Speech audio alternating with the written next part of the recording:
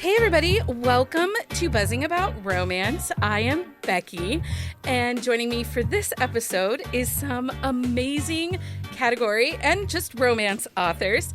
Welcome to the podcast, Maisey Yates. Hi. And Jackie Ashenden. Did I say it right? Or did I butcher it? Yeah, Ashenden. Yeah. Ashenden. Hello. And then Megan Crane Hello. and Nicole Helm. Hello. Hello, welcome. I'm so excited you guys are here to join us. So for this episode, we are diving into the world of category romance. So thank you to Maisey, because Maisey set up, I was like, hey, do you want to come on an episode? And do you want to bring your friends? And she's like, yes, I have the people you want to talk to. And I'm like, okay. And she didn't lie. I was like, I saw this name and I'm like, I've read their books and I've read her books. I was like, yes. So we're diving into the world of category romance, the heart of the genre that's been delivering love stories packed with passion drama and happily ever afters for decades. We're joined by some incredible authors who have been shaping the space, crafting stories that resonate with readers all over the world. We'll explore what it takes to write these iconic category lines, how the genre has evolved, what category romance continues to capture our hearts year after year. Whether you're a longtime fan or new to the format, this episode is for you. I have to tell you guys, one of my earliest memories is category special edition, so the blues, the Montana Maverick series. And my mom had a group of friends that had the paper sack full of categories that went from house to house. And I was a high schooler, and I remember just digging them out, like trying to capture as many as I could. Were you guys category readers before you decided that, like, this is where I kind of wanted to write? Did you read category? Yeah. Yes. Yeah. That was my intro Yeah. to romance.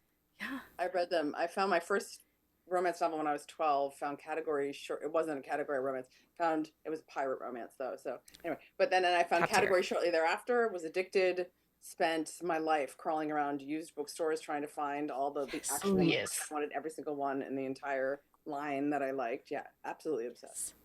Yes. I think that, and I tell people this all the time, and sometimes people get it and others don't. And I don't know if it's because of my age in romance.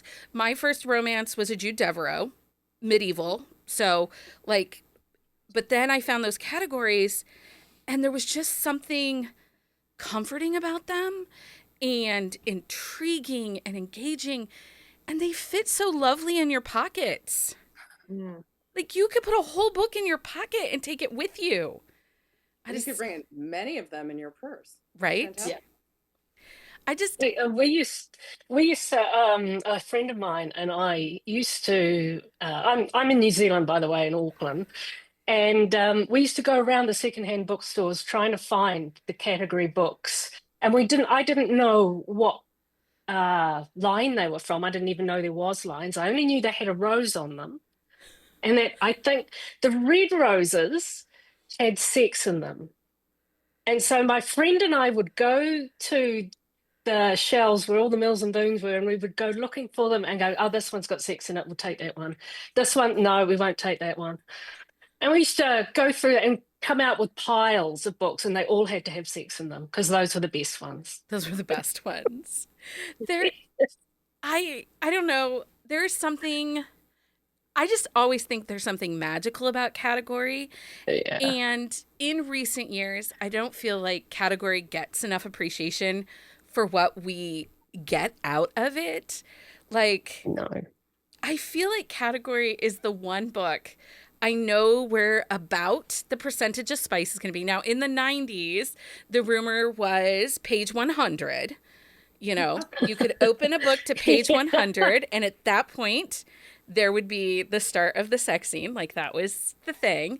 But I have since learned that is not actually like the rule anymore. If it was ever the rule, No. it's not the rule anymore.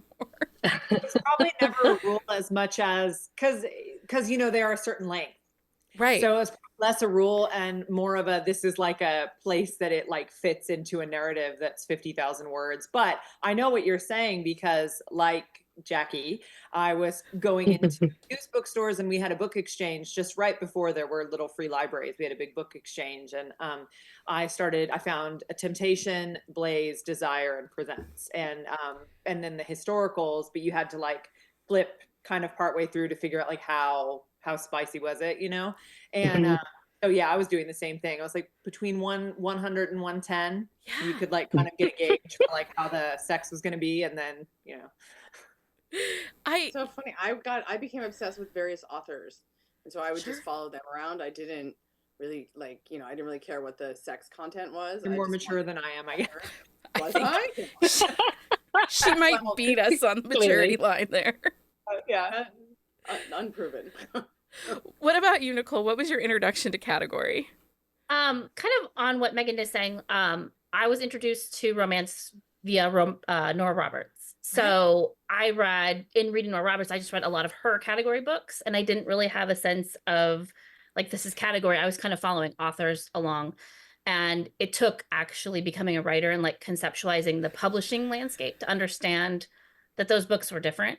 So I think for a lot of readers, part of why they may not think of category in that way is because that's the business end of it. Like, I think a category line can be a lot like an author if you follow authors along, because they are promising a certain thing, just like a author is often promising a certain voice. True. Yeah. So that was kind of, it was more just figuring out, oh, that's what I've been reading when it was that way or whatever. But I followed different authors within lines, but I think a line functions a lot like your favorite author. For sure. And I think kind of like I said, the Montana Mavericks, like that, I loved Cowboys. And then I found Brenda Jackson and the Westmorelands, and I like seriously did. I think I was a senior in high school, maybe a freshman in college. I remember having a conversation with somebody. I was like, you know, I really think there's promise in being a sheep farmer in Colorado. Those men are very rich. Right? I mean, really great. there's a lot of potential there. Like, Sheep farms and sheep. right? I'm like, I feel connected to sheep farmer. And I remember my friend looking at me, she's like, are you insane? I'm like, maybe. But you have to read this book because, like, I don't know. I love those Westmoreland men. But what took me to Westmoreland men was it's the same last name as one of the families that Judith McNaught wrote. She had the Westmorelands in her historicals.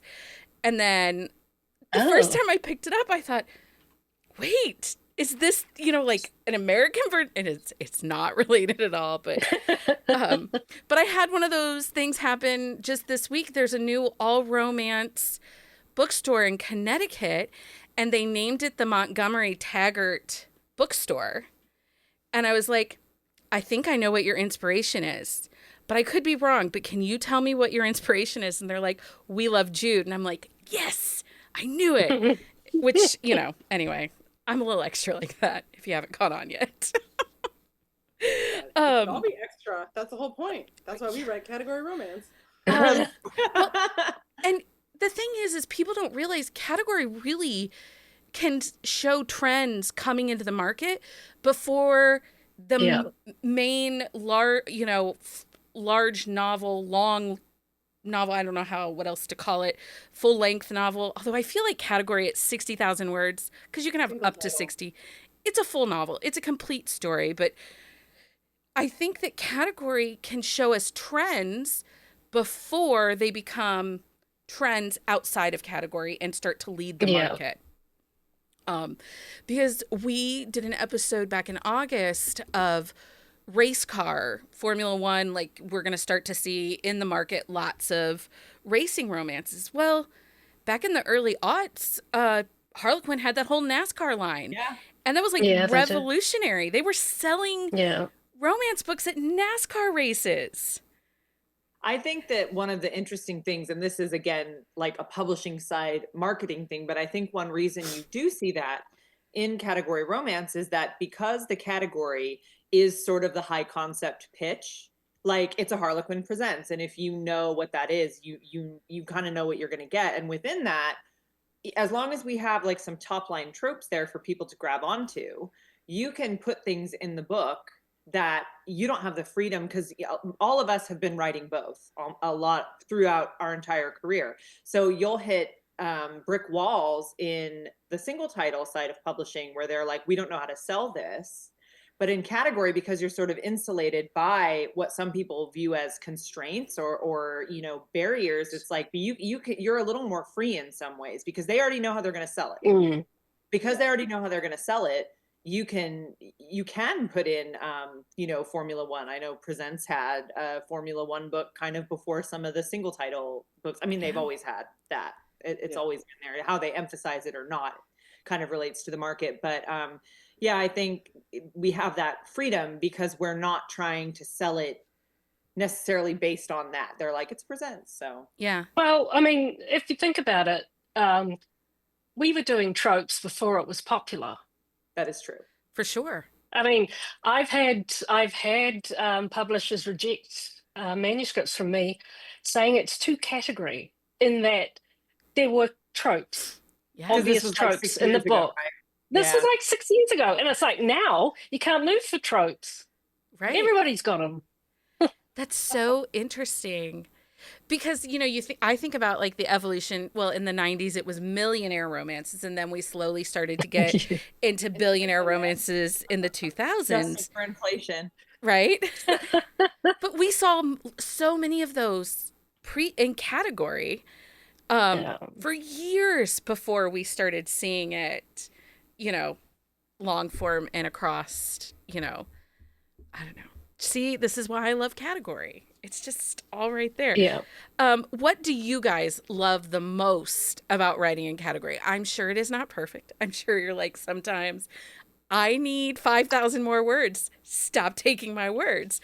But what is it about category and writing within category romances that you love? Well, everything about writing in category romance. Yes. I think it's interesting because I don't think of it like, I don't sit down and think, okay, I'm writing a category romance today, or I'm writing a single title today. It's about the characters and the story that's already been determined. And the story that you decide to write is somewhat determined by whether it's category or single title, whatever. But that's not really, I'm not sitting there thinking about that as I write it. So like, I mean, my favorite thing about writing category is pretty much the same as writing anything else. I like writing short. I think it's fantastic to not have to describe things. You? What? So, no, I to have a 50,000 or 60,000 word count instead of a 90 or 100,000 word count. Yep. Yeah. No. That's I love when I go to Presents from doing, and so I do write special edition as well, which is 70,000 words, which kind of bums me out, I got to tell you.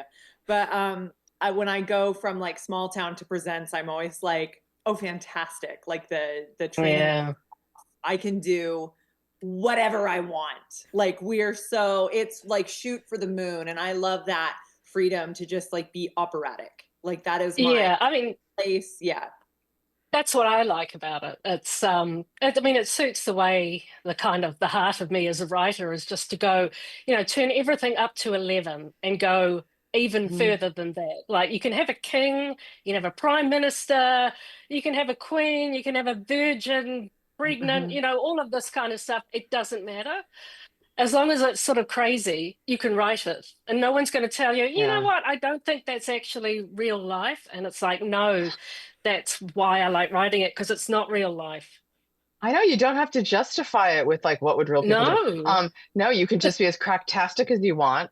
There's a famous quote from a writer whose name I can never remember, who said the category is like doing Swan Lake and telephone booth.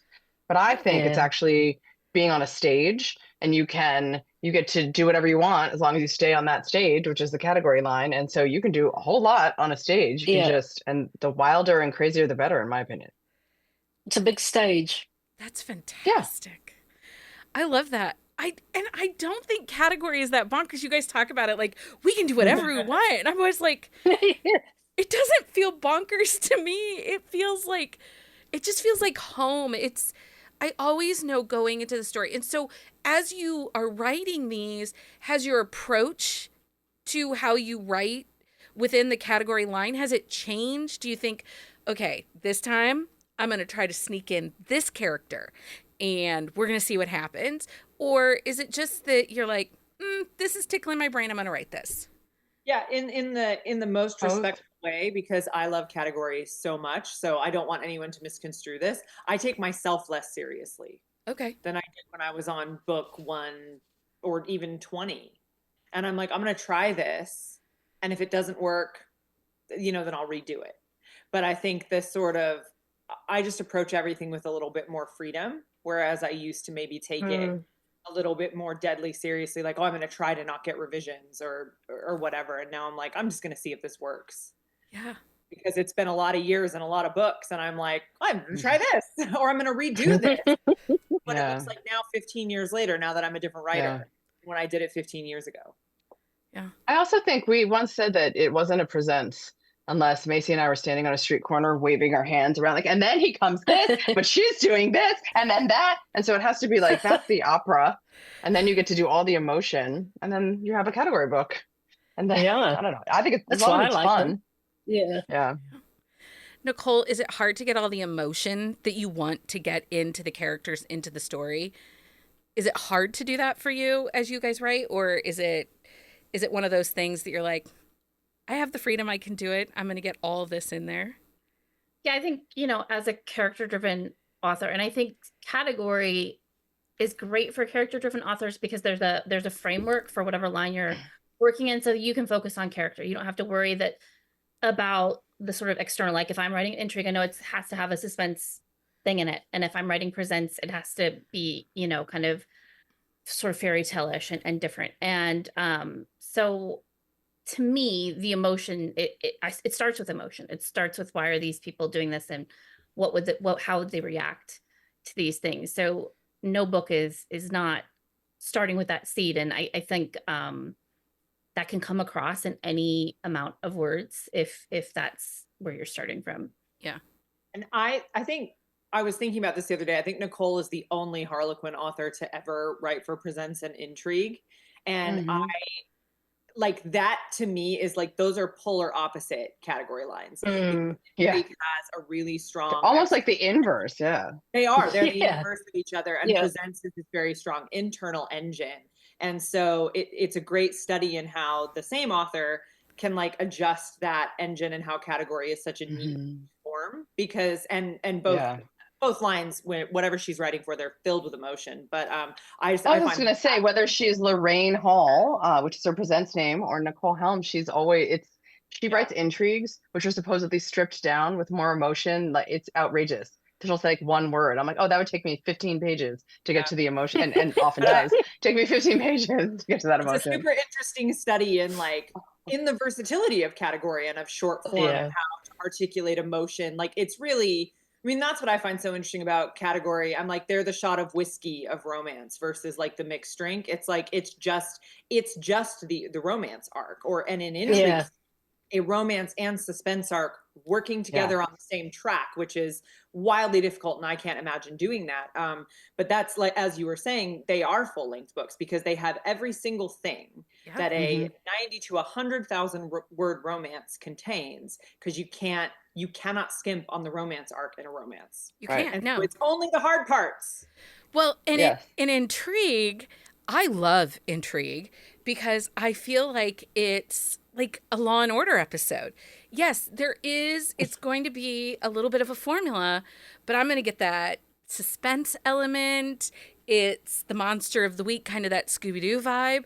And I love them. And anyone who can write those, and I didn't have to so I won't lie, us hosts at Buzzing About Romance, we do love a shorter book. Like, we get a little itchy when you start to go over 400 pages. We're like, oh, we have to read that? Like, somebody suggested a book to us. It's a commitment. It's a commitment. Somebody suggested a book that was like 550 pages, and everyone was like, yeah, we're out. We just, we can't. But like intrigue, 225 pages, and I got a full mystery, like best 90 minutes, 2 hours of my life. But I love procedural type television. Like, give it to me. Nicole, is it a challenge to switch between presents and intrigue for you? I actually usually really like it. Sometimes you're in a groove and you want to keep writing one or the other. But for the most part, it's like you get tired of trying to come up with, a murderer and a mystery. And you're like, okay, I can go over here and not think about plot at all and deal with emotion. And by the time I've done that, then it's like, oh, I have this, I saw some news story and I've got a new idea for a mystery. So I find it really refreshing, actually. And it helps me write more to be able to switch back and forth between doing different things and not getting stuck doing the same thing over and over. Well, I watch a lot of Dateline, and if you ever need a story idea, feel free to DM me. I got lots. Like, I listen to Dateline to go to sleep at night. Anyway. Oh my goodness. I love. Wow. Okay. Give me some murder. Just give it to me. But Jackie, the tension in your books and the angst. And I'm like, yeah, how is this going to come together? And I always get worried when I pick up one of your books. I'm always like, can she do it? Or am I going to be like pitching? I will say there have been a couple through the years that I've read of yours that I have pitched across the room because I'm like, she cannot make this work. And then I pick it back up and it totally worked. I mean, they're romances. They all work in the end, don't they? But you like, do you sit down and go, okay, how am I going to shove as much angst as I can into this book? Yep. Okay. Well, thanks for letting me know that. Yeah. Oh my God. Yeah. I do. I am a real fan of obviously tension and really extreme emotion. And that's how I write, and I've always written like that. And I've toned it down and made it more subtle in other sort of books. But I mean, this is why I like writing presents, is because I can just go hell for leather with the angst and the tension and really, really kind of dial it up. And no one is telling me, just bring it down. Although sometimes my editor has said, you know what, we probably need a few lighter moments in your books, Jackie. Like, could they just sort of cuddle? And it's just like, no, sorry. They cannot. There's no cuddling in my books. No. Somebody might throw a punch in one of your books, but nobody is like... Well, actually, yeah. Thank you for the orgasm. Slaps the hero. Stop touching me across the face. Mm-hmm. Yeah, no, yeah. I really like that about presents. So be warned when you pick up one of mine, I guess. Well, I did. I scoured through and I was like, okay, which of these? And I thought, I never really put it together until I was prepping for this episode that your books, I have them all tagged as in the mood for angst. Like, that's how they're all tagged. You kind of got to be in the mood for it, yes. I'm just like, wow, this is all the same author. I didn't even put it all together. That's fantastic. I'm just like, okay.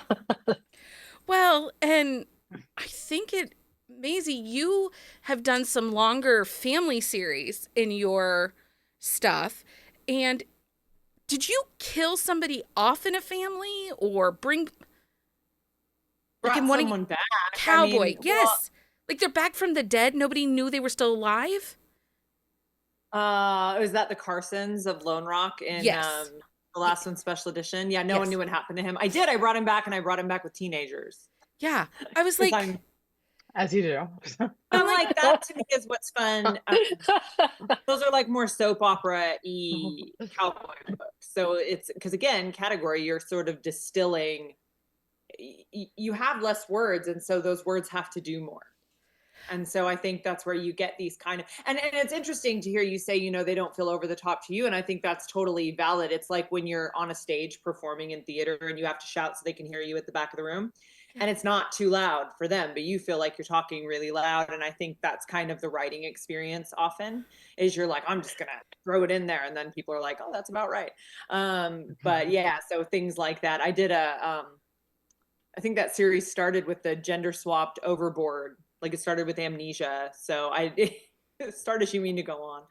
Yeah, because I was looking at all of them and you have had some longer families, like families that have kind of trickled in and Go out. on forever and ever, yeah. Yeah, and I was like, wait, I think she's the author that like either killed somebody off or brought someone back from the dead. I don't usually kill people. I don't usually kill people unless they're very old or very bad. So You do have a lot of orphaned adults. I do have a lot of orphans. Yes, it's the Disney rule. Yeah. It's like the conflict has to come from somewhere. So like if Disney can kill off everyone's mom, so can I. I was like, there was one. I was like, do any of your characters have parents? Like, No, they have issues. just like, Hey, I'm gonna put Nicole in the spotlight again because we are often like, I don't know how she does that. Everyone has parents, and they're like, fine, yeah. but they still have all these very believable issues, and I'm like, I can't do that. It's gotta be dead. I can't do They're that. Sociopaths. I don't know. I mean, okay. Megan, are you like pro-parent, anti-parent? Do you kill your parents off? I go back and forth. Okay. Sometimes I like to have extremely dramatic parents on the page. Usually I like a over the top dramatic mother, which is funny because my mom really isn't like that. But anyway, Mine but yeah, is, just so like we're I fine. like them swanning around. I like mean fathers. I mean, they just bring so much angst, particularly if you're doing royals, of course. Oh, yeah. Yes. Because if you're doing royals, then the crown, blah blah, whatever. So and that it's always really helpful when there's parents who wore the crown that they're handing down. But yeah, an orphan's always fun because just endless possibilities for drama. I was gonna say it's like Stephen King, Kill Your Darlings. We're like, kill the parents. Yeah, kill all the parents. And I've heard people complain about that in some sort of more reader spaces or analytical spaces, and I get that, but I don't really think it's meant to be a statement. It's a statement about how short the book is. So if you aren't going to rehabilitate the people who are bad on the page, they either have to be so bad that there's no one would want them rehabilitated, or they can't be on the page. Yeah. My picture froze, but I am still here, I promise. Can you guys hear me? Right? Yes. Yeah. Yes. Okay. Yeah, Just my yeah. picture froze. It's no big deal. It happens. So because you do feel like you have a little bit of freedom within the different lines, is it hard to create characters? Is it hard to pick out like that family or, coming up with something new? Because all of you have been doing this a minute. You're not brand spanking new to being an author, to being a category author even. So are new character ideas, or do you just like roll a dice and say, okay, I've got a cowboy and a princess, or... I think people That sounds like fun. definitely interesting. So it's not so much about, you can write a million different types of cowboys. And then if they're paired with a million different types of princesses, then it's a different book every time. And I think, people respond differently to the same thing happening to them. It's just like real life. You might have 10 friends who you all like the same thing, but you're not from the same backgrounds. You're not the same age. You're not, this, that, and the other. And I think coming up with characters, I mean, I could come up with a bazillion. Like, it's just We literally did it on the phone. We have a little secret project, and we were plotting it out, and we just said, well, what this person has to be with this sort of person, and then, well, then what about this and this, and we all, oh yeah, because if you can't tell the story without the characters, so you sort of put it all together at the same time. And sometimes if you're like, oh, it's this kind of, he's really grumpy, and of course she's a delight, so therefore it will turn into this sort of tale. Just sort of, they kind of tell themselves, I think, at this point, as you put the pieces together. Yeah. And then the fun is telling it their particular story within those maybe more generic frameworks. Yeah. Yeah. I think to Nicole's point, when you do write, because we all write a lot of different things. And so I think when you go from, a Western single title where I might rely on family more, or I do have 50 bajillion books to refer back to and like all these details to remember, it's like when I get to pop back into presents where it's maybe a one-off and I don't have to think of all that, it like I'm just ready to go there and to like have, and then I'm like, oh, now I can exit the opera and get back into my town that's familiar. But like, it's the different things that make all of it feel possible. Because I think I've been in that space where I was only doing one thing. Yeah. And it is just a recipe for madness. Because you're like, if I have to write one more ballroom, I swear. Well, and the overthinking never leaves you alone. So you can never actually get into the story because you're like, didn't I do this? Like, yeah, you probably did. Yes. Do it Oh my differently. God, I did that. Yeah. That's a killer. I think it's really interesting because, category, it when I first started reading it was third person head hopping was absolutely what was industry standard. And now it definitely has gone more to third person dual point of view. We're just only getting the two characters. And I think all of you have written from head hopping to the current. Was it hard to make that never change? head hopped. You never head hopped? I never head hopped either. I hate it. So no. I don't like it. I didn't know what it was. Because I was reading Category Presents was my intro to romance as a reader, and you are some. So I observed when I decided I was going to try. I was like 21 though, so like I observed that some people put a break in for the point of view switch, and some people didn't. And I think I went with might be Sharon Kendrick, who was head hopping at the time. I think she probably still does. She's Sharon Kendrick. She can do whatever she wants. Yeah, and I was she can do whatever she wants, and she does it well. I'm gonna take that cue. And then when I started reading more, and when I started reading outside of category, and when I started wanting to write outside of category, I realized that was not standard outside of that space. And so that's when I quit doing it, because I initially quit doing it for single title, and then it just started to bother me. Like then I couldn't do it anymore. Like so I trained myself out of it. I don't mind reading it though. Yeah, but I don't mind reading it, but I there are don't some write people who do it really well. Yeah. But I can't read it either. You can't. So years ago, I mean, in the 90s, I took a creative writing course from Jennifer Cruzy. She was a professor at The Ohio State University, and she head hops, and she will tell you she will never, ever not head hop. That's how she writes.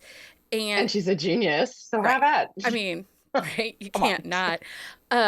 But I love it. I love head hopping. And there are times when I pick up a book that there will be like a grandma character or even the bad guy, like in a suspense type thing that, man, I'd really, really like just even, 4 paragraphs of insight to their chaos or their plans.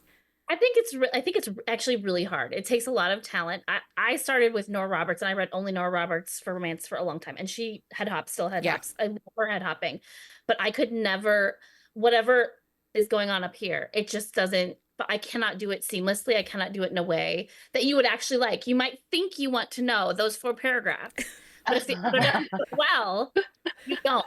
It I know they have to be done well, right? And I think it's actually incredibly difficult to do in a way that feels good for the reader. Okay. Well, and I think that it became such a big deal for people not to do it because very few people do it well. So people read a lot of not so great head hopping where you're like, I'm sorry, who is where are we? And you feel like you're on one of those rides at an amusement park. But I think people who do it well, it's so great. You don't even notice it. You're just immersed. I think so many writing rules that you're told are rules are really just most people, 95% of people can't do this right. So we're going to just say, don't do it. And there's 5% of the people out there that can do it well and will break the mold and somebody will love them. Do any of you write your single titles in first person, or are you all still writing third person when you're outside of your... Yep. I write a lot of presents first person too. I think you do too, Jackie, right? Yep. I did. I just did first person present as well. Yeah, I just did a presents that came out in December that was no hero point of view. No hero. First person. Yeah. I have one coming out in June. It's also no hero point of view, all first person.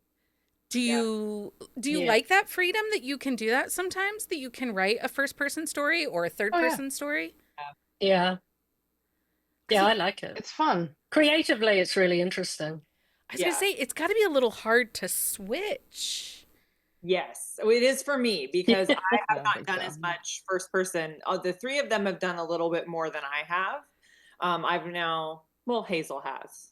Yeah, but that's book. I read all my early books in first person. My original books, which were like especially Megan and Jackie have done a lot more first person. And so I do find that when I go back to it, I'm like, I forget, I dictate. So it's like, I'll suddenly slip back into third and I'm like, oh shoot. Or if I leave and then I come back, I'm like, oh, I started in third. I forgot what I was doing. So, or the tense. For some reason, I'm doing my book right now is first person past. I don't know why, but it is. And so today I switched into present and had to go back and change it again. But yeah. First person past is hard. Yes. It's so hard. I've done it, but it's very I like hard. it. And all I'm Yeah. sitting here is thinking, why would you do that to yourself? Don't you? Because it sometimes the story needs it, you know? Fair. Nicole and I write together as Hazelbeck, and all of those books are first person. And didn't we try to write it not first person at one point? That's my memory. Yes, when we were doing separate books. And you tried not to do present too. You tried it in We first. tried a lot of things. And then present was like that was that made it then it took off. That's so funny. So do you have a favorite book or character or sub series that you've written in category that you love? Like, you know, I don't know. I think that there was like at one point some people had a like Texas oil line, or there were like Montana Mavericks, because again, I'm collecting all of those. So I live in Ohio, and in Dayton, Ohio is this $1.25 book warehouse. It is this giant warehouse full of used books. They buy old when libraries like, you know, clear their shelves, they buy them in these big cargo boxes, off print that's no longer, you know, current. They buy those, and you can get categories. Oh, You can get 6 That's awesome. for $1.25, old categories. What? So I have picked up so like cool. old Love Swept covers, like the 80s, like Oh, oil. fantastic. I love. Oh yeah. I'm obsessed. I still have some of mine. Yes. Yeah. It's a trip. If anybody ever wants to go, let me know. I'll meet you there. Yeah, we might have to make a pilgrimage. It is the coolest space. Like, but I don't know where I was going with that, but I'm collecting all the Montana Mavericks. That's it. Like, I'm like, we're buying all of these. And my girl child, who's 19, she's like, this book was published in like 1999. Why do you want this? And I'm like, you just be quiet and you keep looking for the outline of the horses and shut up. And she's like digging through baskets. But do you have a favorite like character or book or subline that you have written in? so hard. I mean, like I I want to shout out like Jackie's Harlequin Dares, which are all like the greatest things that were ever written and should be read more. Dares are the spiciest end of the and you Short-lived. both, Caitlin Cruz and Jackie Ashenden Dares were amazing. They were fun. So that we've written in or that we've read? It can be any of. It's so hard. I really genuinely love category as a reader, and it was my intro. And so writing for Presents, I'll always say writing Presents is my favorite, even though I've enjoyed, you know, plenty of my desires and special editions, just because Presents was my dream, because it's why I read romance and therefore why I write it. And so, you know, nothing like I read a Lynn Graham book. So I had my daughter December 30th, 2009, and I got my first publishing contract December 1st, 2009. So I had sold to Harlequin, but and that's how I remember how old my publishing career is. But she was in the NICU after she was born, and I remember like sitting in the NICU reading a Lynn Graham Presents, and just those books have always been so important to me. So even though I love Anything for You by Sarah Mayberry was like the first Friends to Lovers I read. That was part of the Blaze line that like changed my brain chemistry. I was like, oh my gosh, it's like a dirty Friends to Lovers. It's like somebody pulled this out of my fantasies. Like I didn't even know I wanted that. I wasn't writing yet then. I was not, you know, I just started reading romance and I was like, this is crazy that this exists. And like some old like Laurie Foster Temptations. I'm just, I can't even name anything. I'm useless. Yeah. We name everything. I think it's always. I used to read Alexandra Sellers and Elizabeth Lowell and all these special edition was not special edition. Silhouette Intimate Moments was my absolute favorite because they were longer. I wanted them longer. So I didn't read Presents until I met Jane Porter, and I read every single one of her presents that she'd put out at that point over the course of I think about 8 months. And I was like, what is this? Like, I want this. This is this high octane, like Maisey said, like whiskey shot. I want it. I didn't think I could write like that. So it was surprising to learn that I guess I could, but I couldn't get enough of them. Every single one. Jane Porter's presents are some of my favorite things on this planet. I have them Nicole, all. is the Nora Roberts book with the Phantom in it category? Yes. Oh yeah. Yes. Who has moments, but I'm not 100% sure. I think it was. But yeah, I think it was. I can see the cover in my head. Yeah. Yeah, I think it was. The other one that always I think is so wild is Maya Banks. She started in category. Oh, yeah. And that's right. Yeah. And I'm like, and wacky. Hers were always wacky and Desire mainly, right? I think so. Yeah, her tycoons. She had the Greek tycoons that were yeah. I read those because when I started reading romance, I think I read like 300 presents and desires, like, and I was getting them all from my free from the book exchange because I didn't have a book budget. But I liked that length because I could read it during my kids' naps. Yeah. Yeah. And then I would just like mainline them on Saturday when my husband was home. I'd read like 8 of them. It's great. I always laugh at my poor children, the amount of paperbacks that have fallen on their heads as they were. Because I only have 2 children, and they're 2003 and 2005, so pre, e-readers, and but they felt the weight of a few paperbacks while nursing. Poor kids. They're both fine, promise. What about you, Jackie? Do you have a specific line or title, or even just one that stands out for you? Back in the day when my friend and I were reading all the Mills and Boon, we're from New Zealand, so we were looking out for all the New Zealand authors who, because, it was like, wow, as a New Zealander, you can be published and you can get a publishing contract, because these Robin Donald and Daphne Clare were some old school presents writers. And they were both from New Zealand, and they're not writing for the line now, but they used to. And New Zealand used to be in all of their books, and I used to love them. They were really well done. What was that other woman?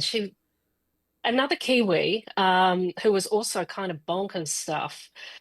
She wrote Mistress of the Groom, and I cannot remember her name, but it was iconic because it opens with the hero getting married, and the heroine bursts through the doors of the church and storms down the aisle and puts some money in his pocket. And it's to pay for the night they had together or something like that. Oh my God, that's excellent. Yeah, Susan Napier, that was it. She was fantastic. Yeah, she had some great books. That's interesting that you mentioned New Zealand, because so before I was reading romance, I was reading a lot of inspirational romance. I was reading Laurie Wick and Francine Rivers. And then, anything historical is set in England. But I remember picking up the presents, and I think the first one I read was by, I want to say it was Diana Hamilton. Yeah. It was set in Melbourne. And then lots and lots set in Melbourne. And being it's Australia, glamorous Australia, and you just didn't see that in New Zealand. Can I just say, New Zealand was never glamorous New Zealand, but there were a lot of glamorous to people in suburban New Jersey, like me. I assure you. I was in a trailer park in Oregon, so I was gonna say. There was a Miranda Lee where the heroine, I do not remember the title, but this was one of the first presents that I read. Miranda Lee, where the heroine had a horse farm, and she had 2 lovers that cycled in and out with the seasons. And one was the guy that sold her the horse feed, and the other was the guy that did the horses' vaccinations. But because when she was a young girl, she had watched horses copulate, she was terrified of the dominance of it, so she could only make love if she was on top. And the presents hero who arrived at her farm obviously showed her what was up. So anyway, that was spice. Okay, I am looking at this cover of the Mistress of the Groom. Yes, with the scandals across That's the one. I now have a new book that I need to go look for. I think it was something like that. Anyway, he's getting married. Then she put something in his pocket, I think. You need to open a book with that. Do a tribute. Yeah, and an homage. That would be fun. Susan Napier. This is actually how we come up with stories a lot. We're you should do this. Do it to Nicole dared me to write. Our kids were watching Sophia the First one summer, many summers ago, because our kids are ancient now. And I was like, this show is insane. And Nicole was like, write me a presents with that. Like with the heroine that becomes a princess and she's got weird sexual tension with her stepbrother. And I was like, yeah, I can do that.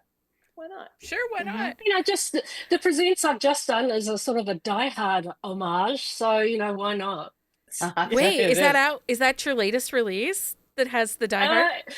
It's one, I've just written it. It's coming out the end of next year. Okay. Please remind me to pre-order that one because I'm gonna need that. No, because we did our Christmas TBR episode, and we did our Christmas TBR episode, and that was something we talked about. Nobody has written a fan fiction romance to Die Hard, and so they have now. Obviously, because it's Jackie, the hero is like the bad guy. Which I mean, the bad guy is who again? That's right. Yeah, the only hot one. I mean, when I say it's very loosely based, because presents you can't do certain things in there. So I did what I could. It's Christmas Eve Ultimatum, and it's out in October. Okay. 2020. Oh yeah. Well, Thank you, we Maisey. did our Hear Me Out cakes. Like we did a whole episode from the TikTok trend Hear Me Out. And I had Hans Gruber on my Hear Me Out cake. I'm with that. Wow. I like a morally gray hero. Him? I mean, I just liked Alan Rickman. Yeah, right? Alan Rickman forever. Amen. I can fall in love with the bad guy. Can you write an intrigue where the heroine is in love with the bad guy? They probably would not let me do that. Although I did say one time I wrote a bad guy and he was essentially just a presents hero. Like he was a bad guy in an intrigue, but he could have been a presents hero. Well, and before you started writing presents, we were like, we should like do a crossover where like there's a thing, and then we never did. But now you could cross over with yourself, so you could. Well, no one. That's so funny. And I do think that it was category that were some of the first that took me out of the US. I think that those were some of the Australian-based, the New Zealand-based authors that took us out and showed us that, the world is bigger than just Ohio. Yeah. And or like the Regency ton, yes. Right. A whole lot out there. Yes. Yeah. I mean, and I grew up, I cut my teeth on the bodice rippers. Like, of course. I'm obsessed with Joanna Lindsay. Somebody was talking about that the other day, and I'm like, they wouldn't fly today. There's like zero consent in some of those. Maisey, was it you that I was describing the romance in Clan of the Cave Bear to? Yes. And she was like, what are you talking about? I was like, people just read that. Yeah. There was Valley of the Horses. Valley of the Horses, Megan. That was the, that one. I know what it was. Yes. Yes. Well, and it's funny because I was reading an old category from the 80s, and in the 80s, there was this whole thing with aphrodisiacs. Like, it was in all the romance books. One of the most populars is Secret Fire by Joanna Lindsay. But there were categories that had aphrodisiacs in them, and I think they were probably all dares. And people are like, no, that wasn't a thing. And I'm like, it was definitely a thing. It was a thing, you guys. There's 100% of Blaze with an aphrodisiac. I can see the cover in my head because when I graduate, like when I really was like the book exchange is no longer enough for me. I need to like go deeper. I started ordering my books from harlequin.com and like just scouring pages and pages and pages of books. Like some of these covers will live in my head forever. So I'm like, I know there was one. I will never remember the title, but I can literally see it. Yeah, there were lots of those that you're like, they wouldn't publish that today. Like, they would not. Like, there was a hit. Well, it would be dark romance. Yes, that is true. Yeah, that's true. There was one, and I'm not. Elizabeth Beverly wrote one for Blaze, where they were under hypnosis. And it was a friends to lovers, and when the word was said, they couldn't keep their hands off each other, except like he wasn't really hypnotized. Oh. or something. It was not messed up. I read it like 100 times. Okay, that sounds weird. So, worked for me. But That like sounds 2003. So what are you gonna so do? wacky, but Oh my I gosh. actually am like, oh, I feel like I need to read The this. hero and heroine were I think the hero was Tucker, so I still remember that. So I don't know. Maybe refreshing. I'm very mean to friends to lovers books, so I just want to say to the audience, that's a friends to lovers book I would believe and read and not complain about. So friends to lovers is one of those tropes. I don't know. Everybody has their one trope, right? That you're like, Yeah, it has that's to be true. done so exceptionally well for you to believe that it actually happens. Like Secret Baby. I love Secret Baby and I can tolerate a lot of things in Secret Baby. And there are other people who are like, this would just never happen. There's the internet. How do you lose contact with somebody? And I'm like, I don't know. I believe in Secret Baby. He's mean. Yeah. I don't believe in friends to lovers though. My real life romance is a friends to lovers. So. That's what everyone tells me. That's like Jack and Jacinda Wilder. They're always Why don't like, you believe? Why don't you believe it? So I have a problem, especially if they're longtime friends to lovers that are in each other's life and spend time together. And it's just this one moment that everything changes and they finally see each other sexually and in that way. It's like there was never any other instance. There was never that. I like the yearning, the tension. Yeah. See, I think that hinges on, because Megan and I have had this discussion, because you're not the biggest Friends to Lovers fan for that reason, really, because I think when but I read it anyway. Yeah, because I think when you don't get something, it's great to write it. Right. Yeah. Like I struggle with Secret Baby, Yes. and so I think it's interesting to force myself to construct one that I believe. Mm-hmm. And I love Friends to Lovers, but I'm really picky about what it has. Like I have a lot of expectations because I love it. And so I always think, like for me, in order for it to be really believable, there has to be a lot of like reasons that that friendship is a friendship, because it has to be, because they are so messed up. So like in reality, that attraction could have been there, but they are so, I think they have to be my most messed up characters, because they have to be so emotionally devastated. Like I cannot deal with you being that, because you need to be here like keeping me together. And I can believe right person, wrong time, friends to lovers. Like I can understand that one. But I read one once, it was a couple years ago, and I highlighted every time either the hero or the heroine said, I'm really attracted to them, but. So the word but. In this book, every time the word but was used, that they couldn't be together. And it was a slow burn, which not my favorite, which is another reason I like category. 127 instances of but. And I remember that, like, 6 years later. And I'm like, I can't take it anymore. But okay, so I just found it, Indecent Suggestion by Elizabeth Beverly, and it's Turner. So it's Becca and Turner, and they go to a hypnotherapist to be cured of their smoking habit and end up having sex and stuff. And it As is. you do. What did you do? Totally believable. Get a vape instead. Like, God. Oh my gosh. That's so funny. A vape. It was 2010. That actually surprises me. I was sure earlier than that.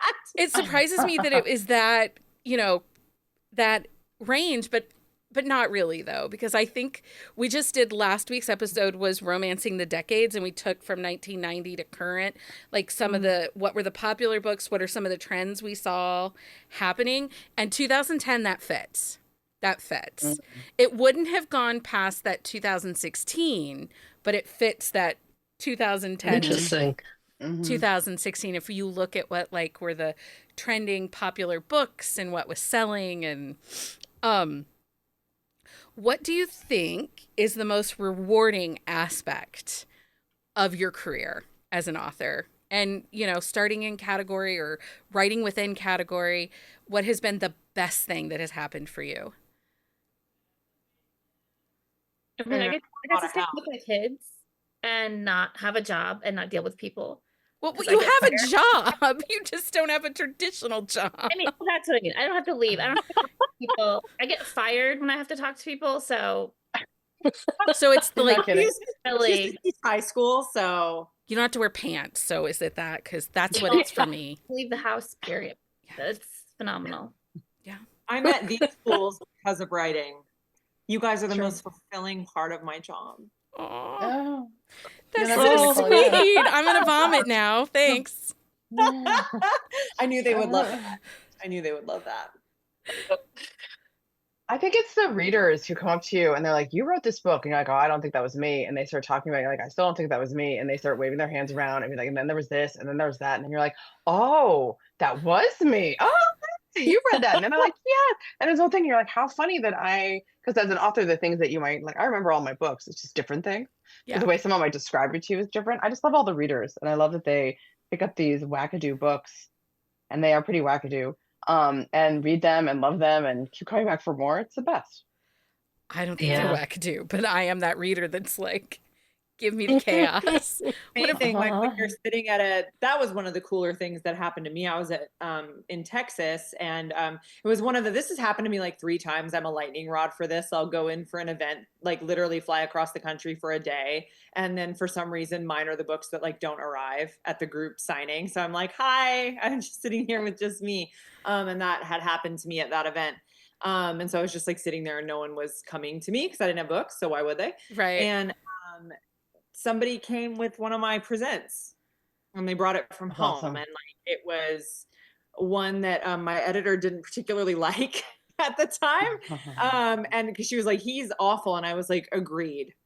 Like, but That's the whole point. it's gonna be so that she was like, "Okay," and deferred to me on that. And that was the one someone brought me from home, and it was an older That's so cool. at that time, and they were like, "I just love this book." And Yeah. it was awesome. And that's one of the things that I think is so fun about presents is like you'll get slaughtered on Goodreads when one of them like initially comes out because you did something that was a little bit like a little different or a little bit, I don't want to say risky because that sounds silly. Like it's A little outside the box. I made a hero a cult leader. People didn't like that too much on Goodreads originally. Well, But right. then, But that's the book that people will talk about for years. Cause now that is the book I hear so much when people talk about Caitlin Cruz Presents. Mhm. Oh, she wrote a cult leader.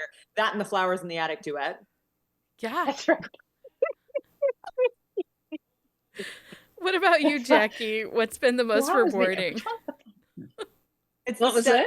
Stepsister and stepmother duet. Oh yeah. Oh. Yeah. Yeah. Oh yeah. What's that And title? then he's like, the one where she pretends that she has amnesia. That one. Yes, where she fakes her own death to get away from him. Yes, fakes her own death to They're get in a away from their toxic toxic relationship. Pretends that she doesn't remember him when he gets up in her face and he screams, "I'm the love of your life." Yeah. A secret baby, but she faked her own death and faked her amnesia. Yes, that one. Anyway, Yep, that one. go on. Going on. Moving on. Okay, Jackie, what's your favorite part? Apparently, these guys are chaos favorite- monsters. Favorite part of writing category? Yeah. Oh. Or the most rewarding just- thing for this career. Just being able to let loose with my own special brand of nastiness. Because, I can't write a king in any other, in any other space. I can't write. There's just all these things that you are not allowed to do in single title, or they're too extreme, they're too something. But in presents, you can just do it. And, the logistics also don't really matter. I had one copy edit comment about, the hero has kidnapped the heroine, and it's like he takes her overseas somewhere. I think she was in England, and he takes her to Greece, and it's like she will need her passport. And it's like, are you kidding me? It's a He's present. rich. He's a billionaire. He just flung some money at somebody and they let it go through. Exactly.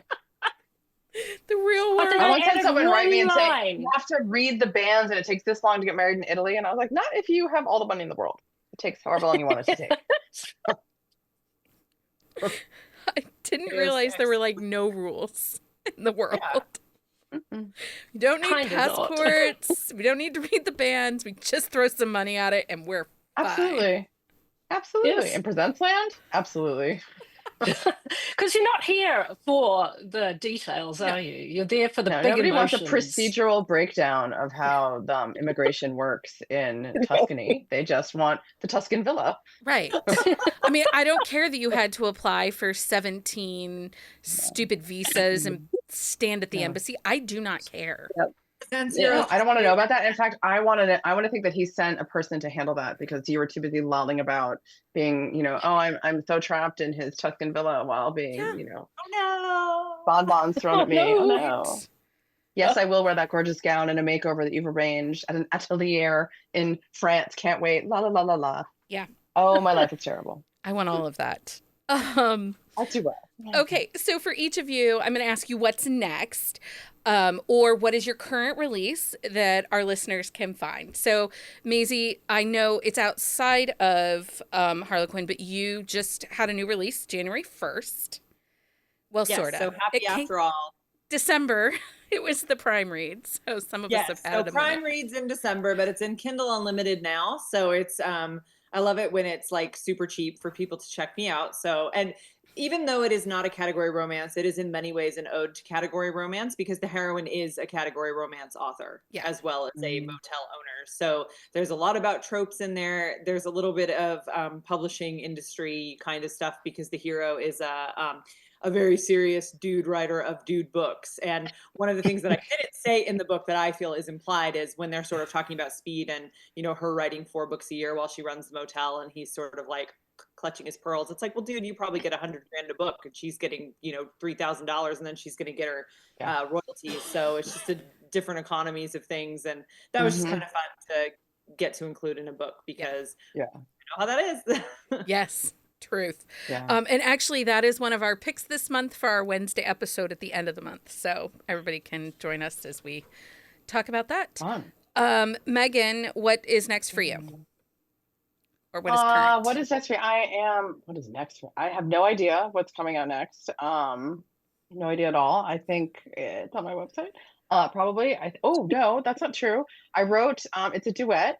It's the second book of a duet where the first one I think just came out, and that's Greek Enemy Bride, where due to the machinations of the legal system, which exists only in presents, the will insists that the two of them marry to take over this hotel in Greece. And she's the stepmother, obviously, because that's how that works. And I believe, also, I think she's also a virgin. Secret is next. But Greek's Enemy Bride, and then you have Carrying. And then his sister is in that, and she is accidentally pregnant by his grim and overbearing best friend. So that was really fun. And I'm currently writing a Mafia Presents, which will come out next year, unless they don't let me publish it because it's completely insane. And then I think that's it. That's so fun. What is current or next for you, Jackie? Currently, I've got The Twins That Bind out for Presents. And that's a mathematician billionaire called Aristophanes and a kindergarten teacher. So that's and twins, as you do. And at the end of January, I have a book that is not a category. It's a rom-com called Book People. Nearly said Book Lovers. Good God. Book People about rival booksellers. Oh, good. So a little bit of You Got Mail kind of vibe? Kind of, yeah. It's a bit like that. He owns a very highbrow bookshop, and she's just opened a genre fiction bookshop opposite his in a little English village, and he is very, very cross. Nice. Nice. I like a good grouch. Nicole, what's next or current for you? I am in the middle of an intrigue 7-book series. So the 5th book is out right now, Cold Case Protection. And the 6th book will come out at the end of January, and then the 7th book will come out at the end of February. They're all cold case books about a family whose parents' disappearance is a cold case. And so as we get to the end of the series, they start to figure out what happened to their parents many moons ago. That's all coming out right now and soon. Love that. Okay, so here's some information, podcast stuff. Patreon update, Swag Pack sponsor for January this month, right now, is author Rebecca Gallo. Those should be hitting your mailbox this week. Make sure you join us back here Wednesday night for our discussion of The Rancher Returns by Brenda Jackson. All of our books in January for our Wednesday episodes are either authors that got their start in category or known for category. So we did, or an HQ and author, because we did Amy Dawes last week and then Brenda Jackson this coming week, and then we're doing Nora Roberts and then Maisey. For a list of books talked about this weekend, you can visit our On the Shelf show notes at buzzingaboutromance.com. I have linked all the authors' socials and websites on our On the Shelf show notes, so you can connect with them to find out what they're doing. Don't forget to follow us on social media for more updates and join our community of romance enthusiasts. First of all, thank you to all of you for giving me your time and joining me on this episode. I appreciate you all so very much. Thank you so much. Thank you. Thank you. Thank you for writing category. Thank you for not giving up on it. So that's a wrap into our deep dive of category romance. A huge thank you to our amazing guests for sharing their insight, experience, and passion for this cornerstone romance genre. If you haven't already picked up a category romance, we hope this episode inspires you to dive in and discover the magic of these stories. Don't forget to share your favorite category romance or author with us on social media. We'd love to hear your recommendations. As always, thanks for buzzing about romance with us, and we'll see you next time for more love, laughter, and happily ever afters. Until next time, everybody, happy reading. Find us on Instagram at Buzzing About Romance or on Twitter at Buzzing Romance. If you like the podcast, please leave a review. If you'd like to support us directly, join the Bookcase and Coffee Patreon and receive exclusive content only available to Patreon members. Check out bookcaseandcoffee.com for our on-the-shelf show notes.